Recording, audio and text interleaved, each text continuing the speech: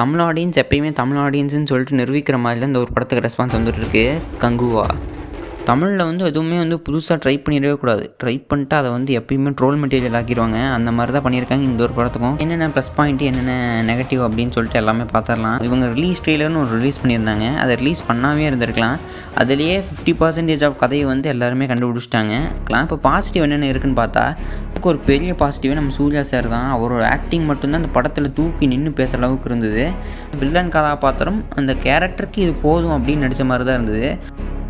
பயங்கரமான வில்லன்ப்பா அப்படிங்கிற அளவுக்குலாம் இல்லை.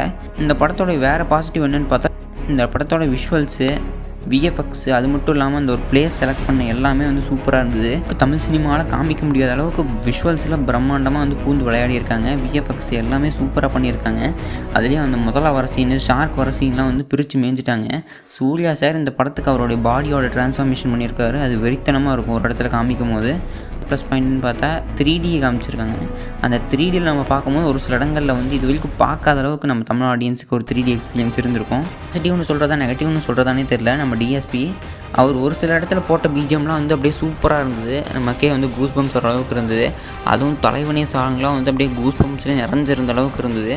மற்ற சாங்ஸ் எல்லாமே வந்து ஓரளவுக்கு சூப்பராக ஒர்க் அவுட் ஆகிருக்கு.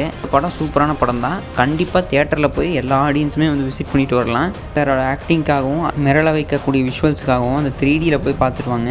நம்ம தமிழ் ஆடியன்ஸ் அப்போ வரும்போது அந்த படத்தை யாருமே கொண்டாட மாட்டாங்க. அந்த படம் போனதுக்கப்புறம் இந்த மாதிரி வேறு படம் எடுக்கவே முடியாது, இந்த படத்தோட பார்ட்டுக்கு வெயிட் பண்ணிகிட்டு இருக்கேன் அப்படி இப்படின்னு சொல்லுவாங்க.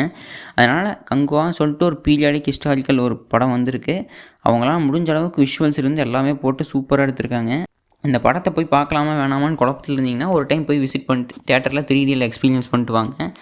ஒரு சூப்பரான எக்ஸ்பீரியன்ஸாகவே அமையும். உங்களோட ஒப்பீனியன்ஸ் என்னன்னு சொல்லிட்டு மறக்காம கமெண்ட் பண்ணிட்டு போங்க. பாக்ஸ் ஆஃபீஸில் எவ்வளோ அடிக்கும்னு சொல்லிட்டு நீங்கள் நினைக்கிறீங்கிறதும் கமெண்ட் பண்ணிட்டு போங்க. தேங்க்ஸ் ஃபார் வாட்சிங் திஸ் வீடியோ. பை.